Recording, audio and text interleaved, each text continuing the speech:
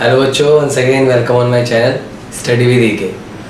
आज कुछ important information आपको प्रोवाइड करवाना चाहूँगा।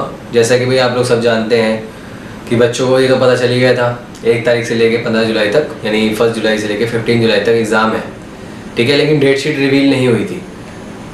कुछ में किसी को आप में से किसी को डेट शीट मिल भी गई होगी, लेकिन एक्चुअली में प्रॉब्लम क्या आ रही थी, कुछ डेट शीट जो थी वो कुछ फ्रॉड वगैरह, मतलब फेक डेट शीट वगैरह चल रही थी, ठीक है। तो उन डेट शीट्स के चलते उसमें क्या था, उसमें साइन नहीं थे। जो CBSE वाले के जो मेन कंट्रोल ऑफ एग्जामिनेशन है, सेक्रेटरी जो है, उनके साइन नहीं थे। तो वो जो है वो डेट शीट अगर किसी के पास है तो वो फेक है, ठीक है। दूसरी चीज़, अब CBSE वालों ने ना ही सिर्फ डेट शीट को रिवील किया है बल्कि कुछ बदलाव भी किए हैं इसके अंदर, ठीक है। तो कुछ चेंजेस जो किए हैं वो देखते हैं हम अभी। अब सबसे पहली बात आती है कि ये पेपर जो होंगे 1 जुलाई से लेकर 15 जुलाई तक तो होंगे, लेकिन इसके पीछे जो डेट्स वगैरह जो डिक्लेयर करी गई हैं, उस डेट्स को आप जो लीगल या जो ओरिजिनल है उस पर बिलीव करें। क्योंकि बीच में मेरे ख्याल से उन्होंने, हमारे जो एजुकेशन मिनिस्टर है, उन्होंने कह दिया था कि 5 बजे डेट शीट अनाउंस होगी, ठीक है। तो 5 बजे हुई भी थी, लेकिन उसके बाद कुछ ऐसा हुआ कि सर्वर बहुत CBSE का डाउन चला गया था, जिसकी वजह से डेट शीट वगैरह मिल नहीं रही थी। ना तो साइट नहीं चल रही, तो डाउनलोड कहाँ से करेंगे, साइट ही नहीं चल रही थी तो दिक्कत हो रही थी उसमें। तो डेट शीट जो लेके है, पहली बार 10 के तो सारे एग्जाम हो ही गए थे, लेकिन सिर्फ नॉर्थ ईस्ट के रह गए थे। क्योंकि भाई इतना कुछ हुआ हमारे देश में, पहले भाई जनता कर्फ्यू लगा, फिर राइट्स वगैरह भी उससे पहले हो ही गए थे। एग्जाम के टाइम पे राइट्स वगैरह चल रहे थे। उस राइट्स में क्या हुआ था, जो नॉर्थ ईस्ट के बच्चे थे, नॉर्थ ईस्ट दिल्ली के, उन लोगों के बच्चों के पेपर रह गए थे। तो जो 10th का जो पेपर होगा वो सिर्फ और सिर्फ नॉर्थ ईस्ट वाले बच्चों का ही होगा और किसी का नहीं होगा, ठीक है। सबसे पहली चीज़ तो ये मैं आपको बता दूं, ये मैंने 10th की डेट शीट यहाँ पे लिख रखी है। तो जो पेपर होगा वो सिर्फ और सिर्फ 10th वालों का होगा, नॉर्थ ईस्ट का होगा, बाकी का किसी का नहीं होगा 10th का पेपर, क्योंकि 10th के पेपर कंप्लीट हो गए थे। हो सकता है किसी बच्चे के 20 तारीख का एक एग्जाम रह गया हो, information technology, I think computer type paper था 10th वालों का, तो वो रह गया होगा।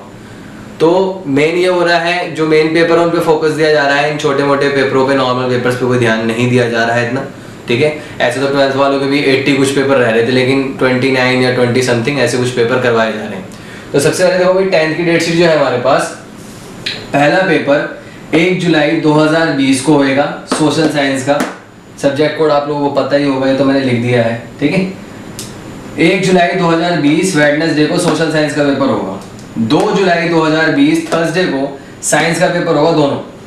दोनों मतलब किसी के पास ये होता है, किसी के पास ये होता है। वैसे नॉर्मल तो ये है, जो ट्रेंडिंग में रहता है वो साइंस थ्योरी है, जो आप हम सब देते हैं, ठीक है। फिर आता है अगला पेपर हमारे पास 10 जुलाई को 2020 फ्राइडे के दिन, हिंदी A कोर्स और हिंदी B कोर्स। तो किसी स्कूल में भाई A कोर्स होता है, किसी स्कूल में B कोर्स होता है।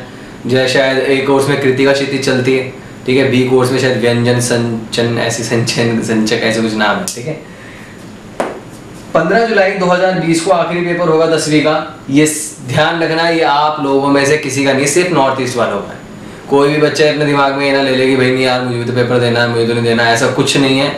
आप में से किसी का पेपर नहीं होना, सिर्फ और सिर्फ नॉर्थ ईस्ट दिल्ली का पेपर होगा 10वीं वालों का, जिनका एग्जाम राइट्स की वजह से, दंगे जो हुए थे उसकी वजह से रह गए थे, सिर्फ उनके एग्जाम होंगे, ठीक है।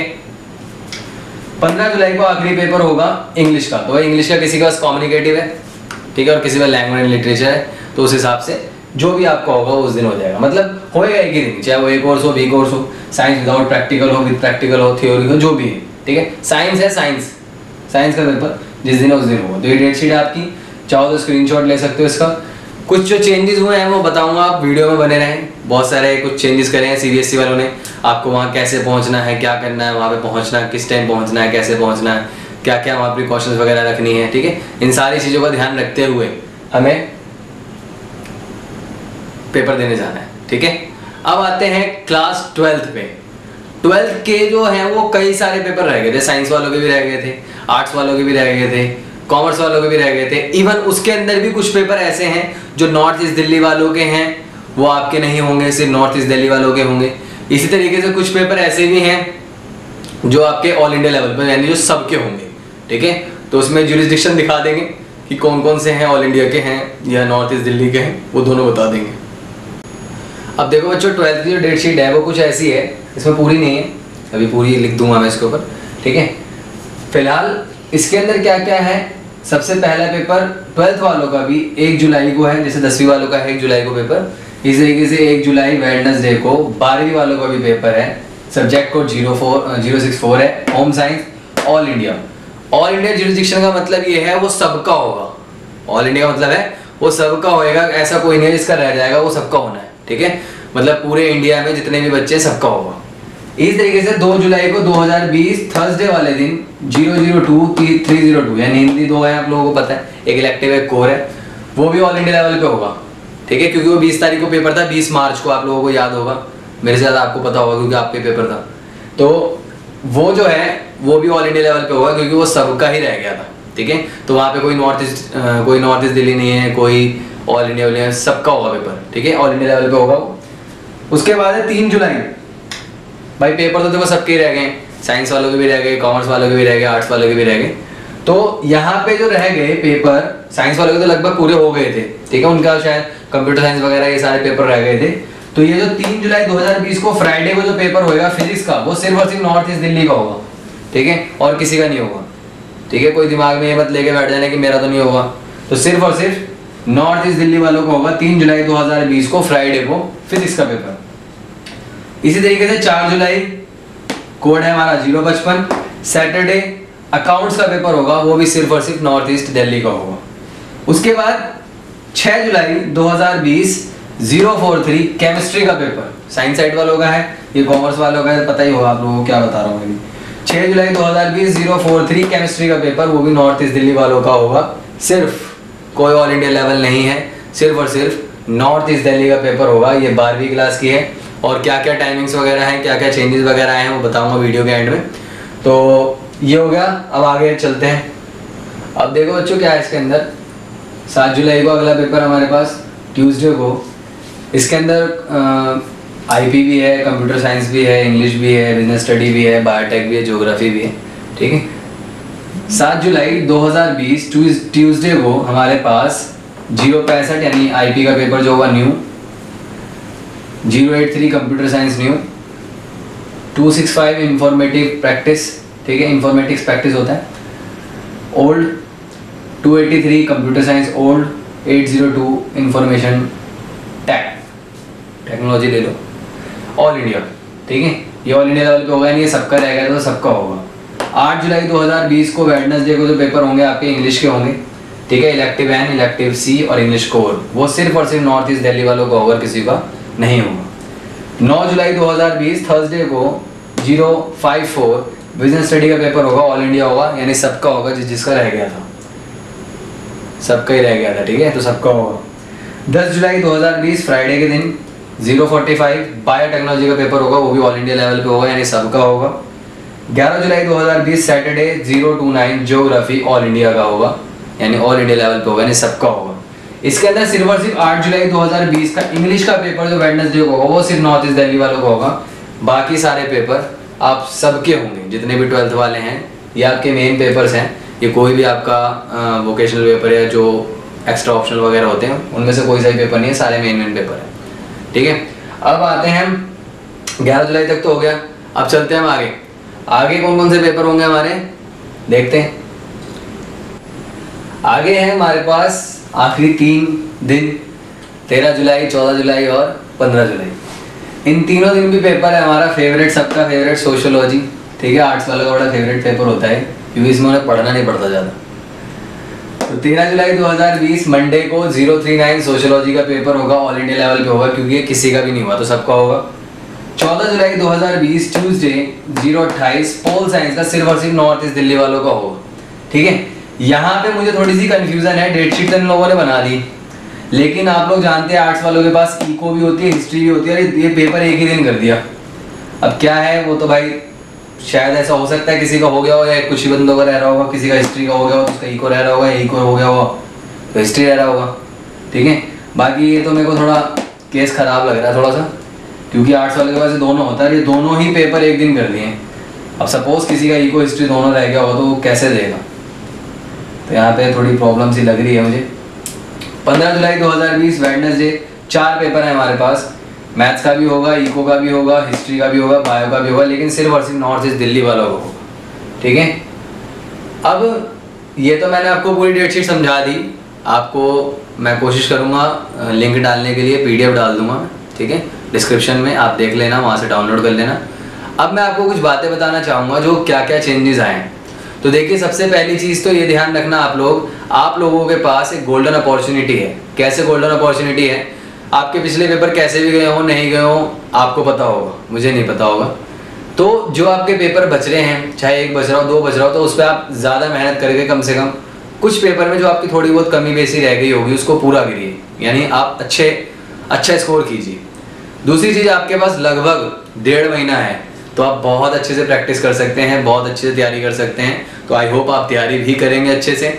अब CBSE वालों ने क्या क्या बदलाव किए हैं, बदलाव क्या किए हैं? देखो भाई, सबसे पहली चीज़, बदलाव जो करे गए हैं वो क्या करे गए हैं, यहाँ पे नोटिफिकेशन आई है हमारे पास, PDF के अंदर है, हमारे पास नहीं, PDF के अंदर है। यहाँ पे लिखा हुआ all candidates will carry their own hand sanitiser in the transparent bottle, यानी आप हैंड सैनिटाइजर तो लेके जाएंगे लेकिन एक ट्रांसपेरेंट बॉटल के अंदर लेके जाएंगे, उस पर स्टिकर कुछ नहीं होने। बच्चे बहुत तेज हैं, आप लोगों का दिमाग न्यूटन से भी तेज है, कहीं फर्रे वर्रे बना के ले गए तो उसी पे लिख के ले जाएंगे, एक से एक खिलाड़ी, ठीक है। इनका स्क्रीनशॉट मार लेना, अगर जरूरत पड़े तो आपको लगता है स्क्रीनशॉट ले लेना, रोक के पॉज करके, ठीक है।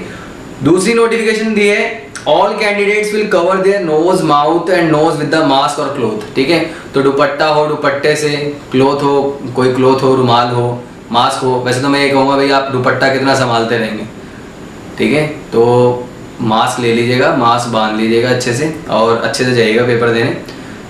All the candidates will follow the physical distance norms, आप लोगों को फिजिकल डिस्टेंस भी मेंटेन करके रखना है, यानी सोशल डिस्टेंसिंग जो आज के टाइम पे कर रहे हैं हम लोग, तो आपको उस टाइम भी इस चीज़ को मेंटेन करना है। Parents will guide about their precaution to be taken by them to avoid spread of the कोविड-19, ठीक है। तो कोशिश करें भाई, पेरेंट्स वगैरह भी ज़्यादा भीड़ वहाँ पे ना लगाएं सेंटर के बाहर, क्योंकि बहुत सारे सेंटर्स में पेपर होंगे, बहुत सारे बच्चों के पेपर रह गए हैं, ठीक है। तो सेंटर्स पे ज़्यादा भीड़ ना लगाएं, सेंटर्स पे भी जब आप लोग पहुँचे, पेरेंट्स वगैरह सब पहुँचे, तो वहाँ पे सोशल डिस्टेंसिंग को ज़रूर फॉलो करें।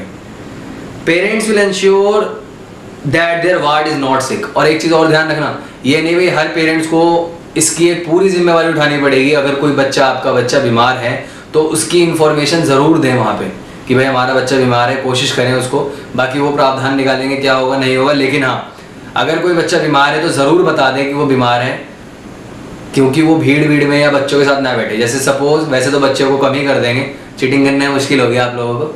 जैसे 25 बच्चे हैं, 25 बच्चे का कॉम्पिटिशन है क्लास के अंदर, तो वहाँ पे सिर्फ 12 बच्चे ही बैठेंगे, ठीक है। इसी तरीके से अगर आपके बच्चे, आप लोग खुद भी बीमार है, तो इवन जैसे ज़रूरी नहीं है हर बच्चा पेरेंट्स के साथ ही जाता है, कुछ बच्चे अकेले भी जाते हैं, कुछ क्या ज़्यादातर बच्चे अकेले आते हैं। 12वीं क्लास में आ गए हो तो कहते हैं हम तो बड़ा हो गए भाई, हम तो अकेले जाएंगे, ठीक है।